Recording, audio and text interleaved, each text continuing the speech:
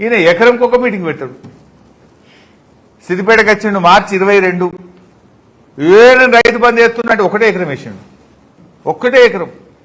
అరే మళ్ళా కేసీఆర్ జగిత్యాల బయలుదేరినట్టే మళ్ళీ పోయి మంత్రుల మీటింగ్ పెట్టిండు, మళ్ళీ ఒక్క ఎకరానికి వేసిండు, ఇక కథ మీద పెట్టిండు.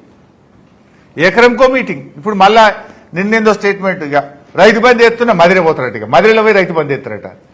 కేసీఆర్ ఎప్పుడన్నా గిట్ల డ్రామాలు చేసిండ నీ లెక్క? నిజాయితీగా ధర్మంగా రైతు బంద్ చేస్తా అంటే బరాబర్ కట్టుకొత్తుతుండే, ఫోన్లన్నీ టింగ్ టింగ్ టింగ్ అని మోగుతుండే. నువ్వేందా ఎకరంకో మీటింగు, మళ్ళీ పోయిందో మదిరేలో మీటింగ్ పెడతారట. నువ్వేం చెప్పినావు సిద్దిపేటకు వచ్చి? ఇంకా సిగ్గు లేకుండా మాట్లాడుతున్నావు. నర్మెటలో మేం పెట్టిన ఆయిల్ ఫ్యాక్టరీకి నువ్వు రిబ్బన్ కత్తిరీనికి వచ్చినావు, నువ్వు పెట్టింది లేదు కట్టింది లేదు. ఆడికొచ్చి మార్చి 22వ తేదీ 45 రోజుల్లో 9,000 కోట్ల రైతు బంద్ చేస్తా అని సిద్దిపేట ప్రజల సాక్షిగా చెప్పినావు. ఇప్పుడు 45 పోయి 90 రోజులైంది, డబుల్. ఎల్లుండి అయితే 22 తారీఖు. 90 రోజులైనా నువ్వు చెప్పిన రైతు బంధు 9,000 కోట్లు వాళ్ళే, గదే 2 ఎకరాలు పడ్డది.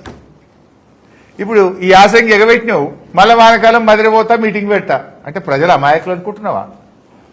కొద్దిగానైనా సిగ్గులేదా నీకు? అరే నేను పబ్లిక్ మీటింగ్ పెట్టి సిద్దిపేటలో పోయి 45 రోజుల్లో 9,000 కోట్ల రైతు బంధు వేస్తా అని చెప్తే నేను ఏకపోతే పురాగా నాకు ఇజ్జత్మానం పోతుంది, ముఖ్యమంత్రి కుర్చీకుంటే ఇజ్జత్ పోతుందనే సోయన్ ఉండదు దానికి. కొద్దిగానైనా సిద్దిపేట ప్రజలు ఏమనుకోవాలి? నేను ఆ రోజు 50,000 మంది మీటింగ్లో చెప్తివి, 45 రోజుల్లో వేసేస్తా అని ఒత్తొత్తి పలికి చెప్పినవి, ఇక గట్టిగా పనులు బిగబట్టి ఒత్తొత్తి చెప్తివి. ఇప్పుడు ఒత్తొత్తి చెప్తివి, ఉత్తుత్తగా చెప్తివి. ఒత్తొత్తి చెప్పుడు కాదు భయ్, నీ పనితనం ఒత్తొత్తి ఉండాలి. మాటలు ఒత్తుతే ఏమున్నది, చేతలంతా ఉత్తుతే ఉన్నాయి కదా.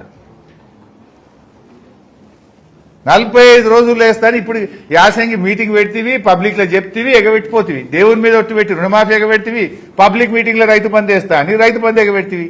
ఇప్పుడు మళ్ళీ ఇంకా నీ ఉద్దారకానికే మదిరే పోతారట, మళ్ళీ రైతు బంద్ చేస్తారట, పబ్లిక్ మీటింగ్ పెడతారట. జనం నీకంటే తెలివైన వాళ్ళు. నువ్వు రైతు బంద్ కింద ఎకరాకు 15,000 రూపాయలు వేస్తా అని చెప్పినావు. అప్పుడు ఏం చెప్పినావు ఎలక్షన్ మీటింగ్ లా? ఇగో ఇప్పుడైతే 10,000 వస్తాయి, డిసెంబర్ దాటితే ఇందిరమ్మ రాజ్యం వస్తుంది, ఎకరానికి 15,000 రూపాయలు రైతు బంధు పడుతుంది అన్నావు. నువ్వు ఆ లెక్కన నీ లెక్క పెడితే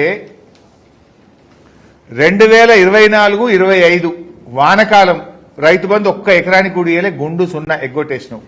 2024-25 వానకాలం రైతు బంధు అసలే ఇయ్యలే, ఎగ్గొట్టినావు.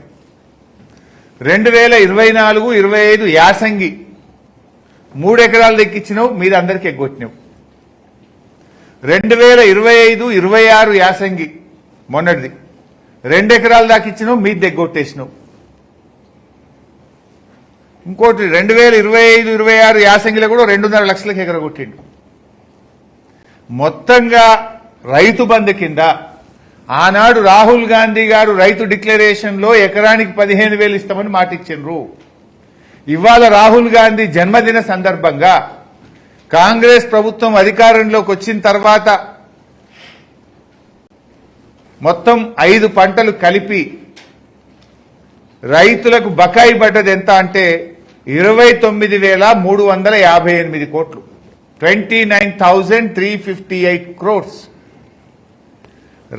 ఎకరాకు 15,000 రైతు బంధు వేస్తామని చెప్పి మీరు ఇచ్చిన మాట ప్రకారంగా ఈ రోజు వరకు రైతులకు మీరు ఎగబెట్టిన డబ్బులు అన్ని లెక్క పెడితే రేవంత్ రెడ్డి ప్రభుత్వం, కాంగ్రెస్ ప్రభుత్వం రైతు బంధు పథకం కింద 29,358 కోట్లు ఈ రాష్ట్ర రైతాంగానికి బాకీ పడ్డారు.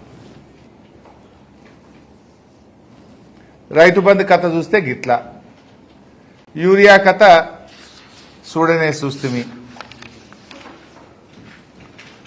ఇక రైతు బీమా నిన్న గౌరవనీయులు తుమ్మల నాగేశ్వరరావు గారు ప్రెస్ మీట్ పెట్టిండే, రైతు బీమా ఆగలే బరాబర్ పడుతుంది అన్నాడు. అయ్యా తుమ్మల గారు, రాష్ట్రంలో ఏ జిల్లాకు పోదాం చెప్పండి, మన ఇద్దరం పోదాం. లేదు మీరే మా సిద్దిపేటకి రండి, మిమ్మల్ని సాదరంగా స్వాగతిస్తాం. జనవరి నెల నుంచి ఈ రోజు వరకు రైతు బీమా ఆగిందా లేదా సూటిగా అడుగుతున్నా. జనవరి నెల నుంచి ఈ రోజు వరకు ఈ రాష్ట్రంలో చనిపోయిన 7,600 మంది రైతులకు ఎందుకు రైతు బీమా ఆగిందో చెప్పండి.